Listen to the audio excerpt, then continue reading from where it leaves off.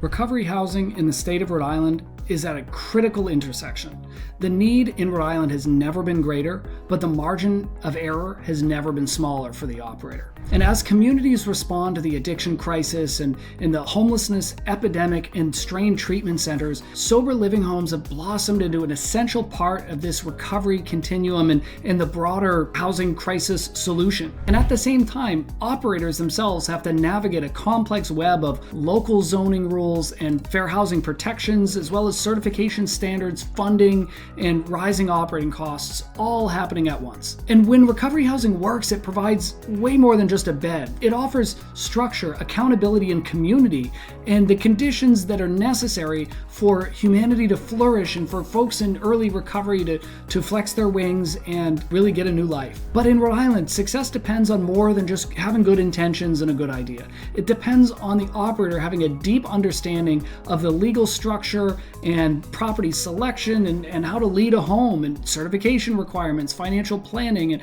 all of this under the umbrella of this fairly specific and technical regulatory environment. With recovery housing in Rhode Island, it's largely governed at the local level. So going to one city, you'll see sober living that looks fairly different than recovery housing in another, and even local zoning codes and different enforcement approaches will impact how you as the operator will be engaging with your regulatory agencies, cities, towns, counties, and municipal authorities. And the challenge is learning how to operate responsibly and profitably within this tension. Now let's talk about certification. While it's not legally required in Rhode Island, certification does play a central role in how recovery homes are viewed by referral partners, communities, and local officials. And most reputable recovery housing in Rhode Island does decide to get certified through RICARES. RICARES is the state affiliate of the National Alliance for Recovery Residences. So NARR, the national organization, provides infrastructure and a framework for state-level agencies to perform sober living certification activities. So RICARES is the state-level agency that performs that function in Rhode Island. And RICARES certification is fairly involved, right? You'll need to meet life safety and emergency preparedness requirements, prove ethical operations, resident rights. They'll want to see your handbooks for house leadership and accountability plans, grievance policies, and all of your other policies well documented, prepared in a big binder, shipped off to them so they can review and make sure that your paperwork and documentation is in compliance with what NARR 3.0 requirements would prescribe. And for many operators, certification itself becomes this framework that brings the structure and consistency together for their home and serves to the outside world as a signal that the program is operating responsibly. Now, the challenge in Rhode Island isn't just opening a sober house, it's also figuring out where to buy a house, where to lease a house, what properties work best for recovery housing. How do you operate within local rules and standards while at the same time leveraging federal fair housing protection for recovery housing in a sense of zoning and planning and whatnot.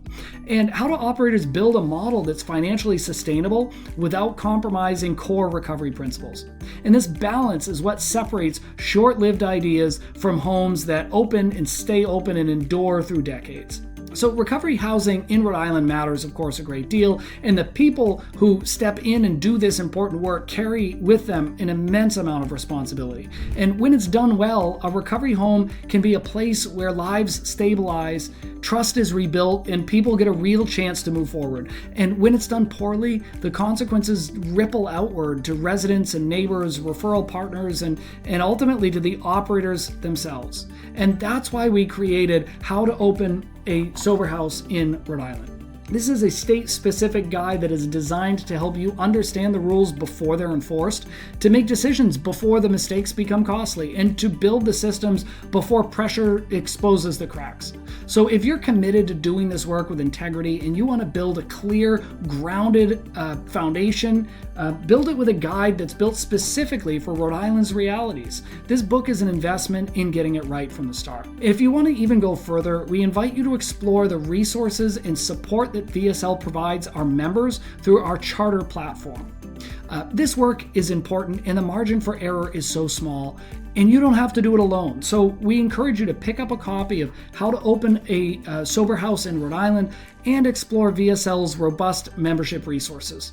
I would like to take this opportunity to thank you for your interest in contributing to this important field and wish you the very best on your journey.